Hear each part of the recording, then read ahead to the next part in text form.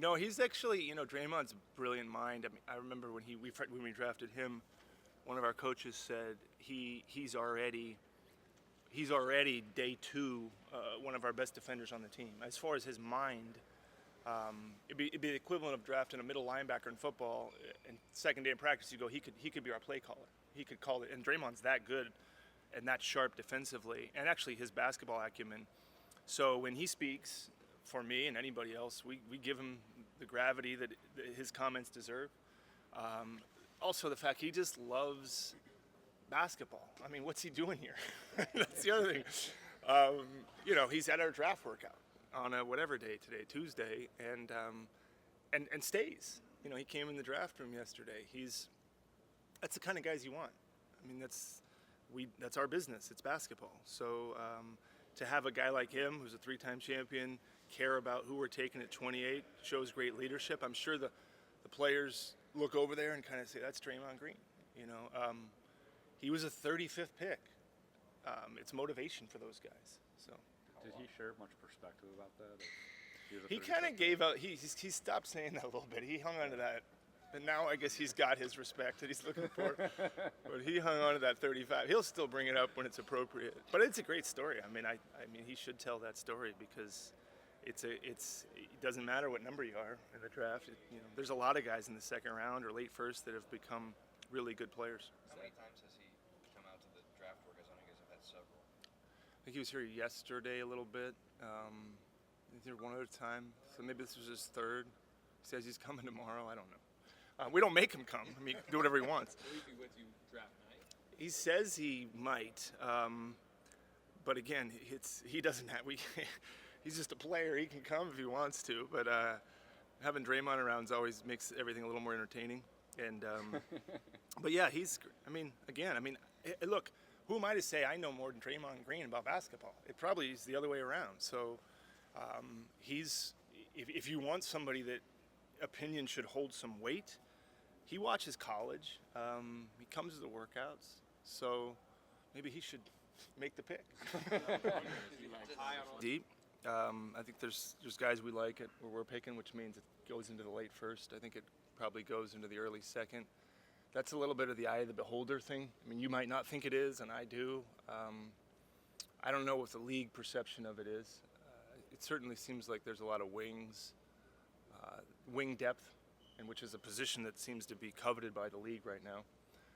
But that means there's a lot of good big guys at the top, and so it's as long as we feel that way and we feel like we can like somebody at 28, that's the most important thing to us.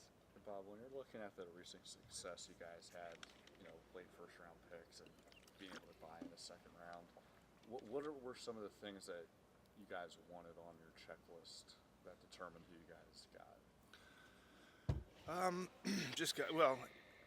For us, we need role guys, complementary pieces, guys that are going to work hard, guys that are going to fit in, have one specific skill that fits what we're looking for. But for us, we've been fortunate. I'm fortunate that we can put whoever we draft with the players we can put them with to watch Steph working out on that basket right there every day after practice, or Clay down on that one, or Kevin wherever he is.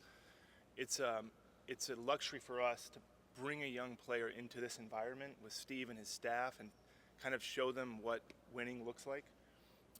We in the front office are fortunate to have that, and so if you put somebody in a good home, chances are they're going to be reared and raised well. So we get that opportunity here. So we're looking for people that love basketball, that want to work hard. Nobody that you draft, I think, if they're not willing to get better or actually do get better, you kind of failed on the pick. So we want guys that are going to work hard. And we think we do a pretty good job of that. We're not perfect by any stretch.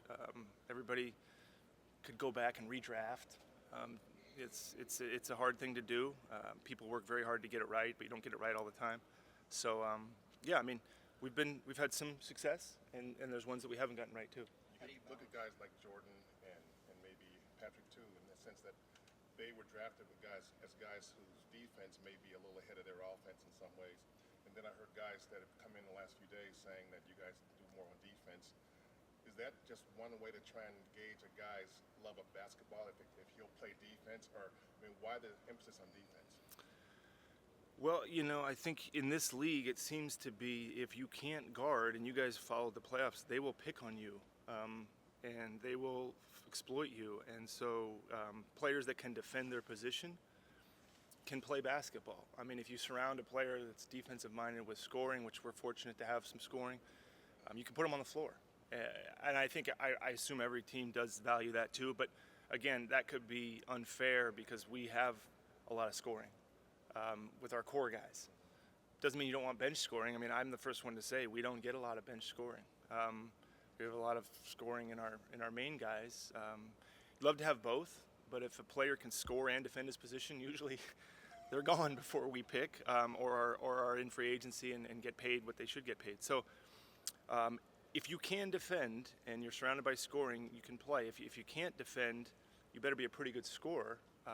The league values both, like I said, but it's more about that's what makes the job and the pick and the puzzle fascinating. It's not one guy. It's not one-on-one basketball.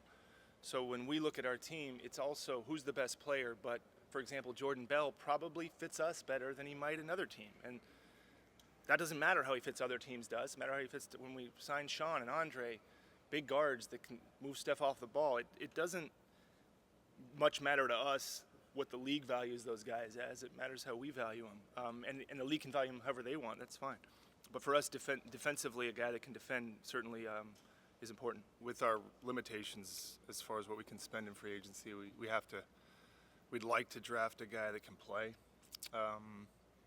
It's been 4 years of our major core playing a lot of minutes, and so we recognize that. You guys probably saw that last season as well. So the idea of having some youth that can step on the floor and give us some good minutes, it's appealing. That doesn't mean we have to take a guy like that. Kavan was a guy we drafted a few years ago that took a couple years but got there. Damian Jones is hopefully coming along. Jordan got some minutes, which is somewhat rare for a rookie on a championship team. So it's hard to say. Sometimes in our range, you do see more upperclassmen. A lot of the the freshmen and sophomores seem to go earlier. But on draft night, two days away, we'll take the best player that's available. Are you zeroing in on like a wing, a position of need, or are you open to a big or point guard? We have our philosophy is usually just to take the best guy we can, but we probably have more bigs than wings, at least young bigs on our roster, but that doesn't mean we won't go that direction. Some of it depends on, at 28, you're kind of at the mercy of what happens above you, and what we've always done is what we think rates the highest on our board we'll take, and if we don't get the position we want, we'll try to shore that up in free agency. We've been able to buy second-round picks. Joe has allowed us that opportunity, and so we've been pretty aggressive in that vein of trying to grab extra picks. That's something we would certainly look at, and he said so. It's a good chance for us to stay as young as we can with a core that's certainly not old, but getting young players, good quality players in free agency is pretty hard to do. So you want 2 players out of this draft? Sure, we want 3 or 4, but can't get them. Yeah, the draft is great. I mean, it's the best chance to build a team or try to shore up needs. It's youth, it's potential, and that's how you keep your hopefully window open longer. It's hard to do though when you're drafting later in the first or in the second, but you may get lucky and get a Draymond. You never know. These picks matter. Take it very seriously. So sure, you want to take as many swings as you can because it's a very inexact science at 28 and beyond in the draft. The correlation between success gets worse the later you go in the draft.